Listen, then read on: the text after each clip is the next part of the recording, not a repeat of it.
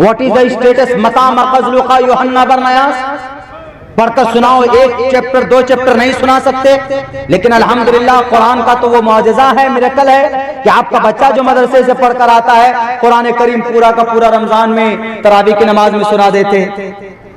बहुत सी जगहों के ऊपर हमने देखा उसको जिन्नाती हाफिज बोलते हैं उस बच्चे को। वो 9 घंटे 10 घंटे के अंदर में आज ऐसे खड़ा होता है, पढ़ता है तो बस 10 पारे 9 पारे 5 पारे आराम से ऐसे नियत बात करके पढ़ रहा, कोई रोक नहीं कोई टोक नहीं।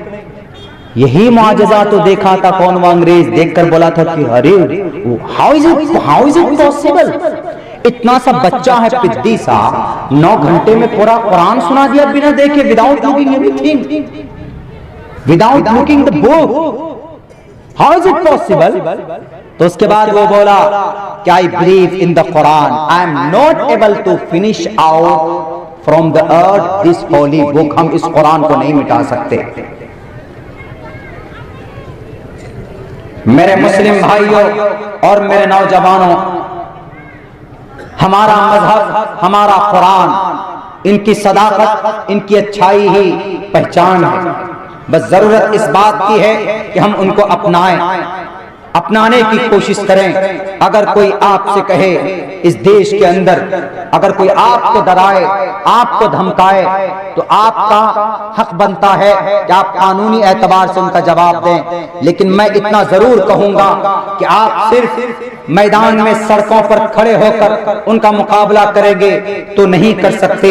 आपको अपनी शरीयत से, आपको अपनी मस्जिदों से, आपको अपने कुरान से, आपको अपने आखिरी नबी की जिंदगी से जुड़ना होगा, तभी जाकर आप कुछ इनकलाब बर्पा कर सकते हैं। अगर आप सिर्फ ये एक पहलू को ले लेंगे तो आप नहीं जीत सकते, किसी भी जालिम का बातिल ताकत का मुकाबला नहीं कर सकते। जंगे बद्र में मोहम्मद रसूलुल्लाह सजदे में थे, सहाबाए किराम को मैदान में खड़ा किया था। हजरत उमर फारूक रजी अल्लाह तआला रातों को तहज्जुद की नमाज पढ़कर रोते थे, गिड़गिड़ाते थे, तब जाकर दिन में तलवार लेकर मैदान में खड़े रहते थे। उनके नौजवानों के हाथ में मोबाइल नहीं था। अल्लाह अगर पूछ लेंगे और पूछेंगे कल क़यामत में कि जवानी को कहां खपा करके आए हो, मैसेज करने में, टिकटॉक के वीडियो बनाने में, या सिर्फ अपाची को 80-90 की स्पीड में उड़ाने में, मेरे नौजवानों क्या जवाब दोगे? आप इस कौम की तकदीर हैं, आप इस कौम की रीढ़ की हड्डी हैं।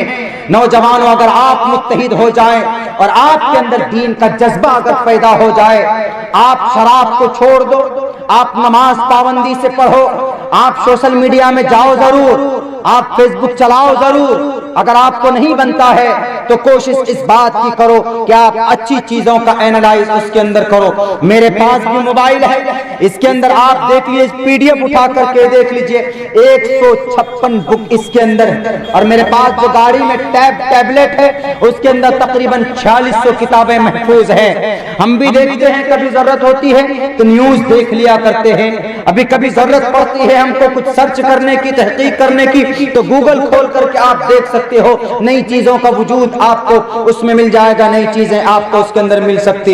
लेकिन ये जुस्तजू आपके अंदर होना चाहिए, आपको अपनी शरीयत से मोहब्बत होनी चाहिए। हम अपनी शरीयत से दूर हो रहे हैं, इसी वजह से हमारे मदरसे बंद किए जा रहे हैं। हम अपनी मस्जिद से दूर हो रहे हैं, इसी वजह से अल्लाह तबारक व तआला इन मस्जिद के मीनारों को तोड़ रहे हैं। कौन है ये तोड़ने वाले?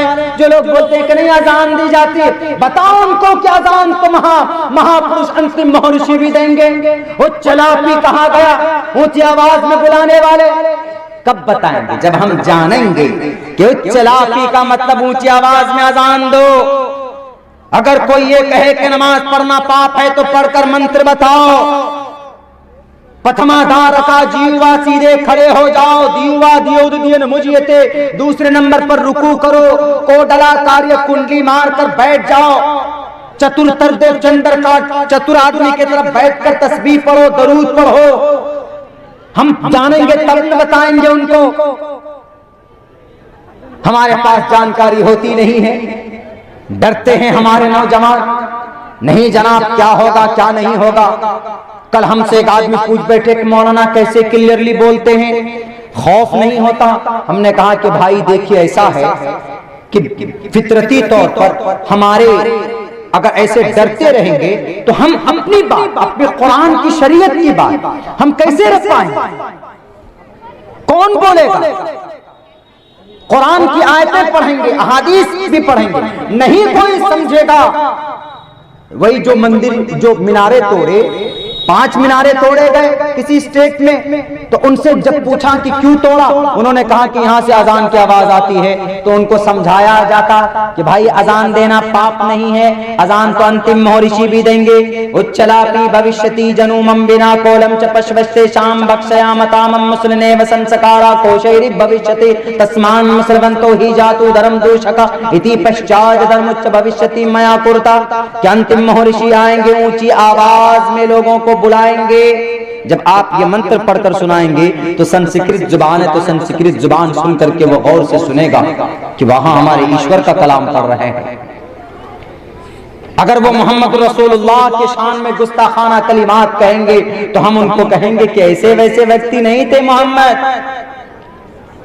एश ईशाय मां महेश तन्निष्कानु इदम जना उपसुरुत नराशं सस्विष्यते श्रेष्ठम सहस्तरा नवीतम चकोरम आरुषमी शुद्धामहे नराशं महाप्रिय मसीह। पूरी दुनिया में जितना बड़ा मकाम शख्सियत में इंसानों में उनका होगा, किसी का नहीं होगा। श्लोक में कहा गया, तो प्लीज ईश्वर के वास्ते मोहम्मद को बुरा भला ना कहो। आप जब संस्कृत में उनको समझाएंगे, उन लोगों को जो कट्टर जिनको बना दिया गया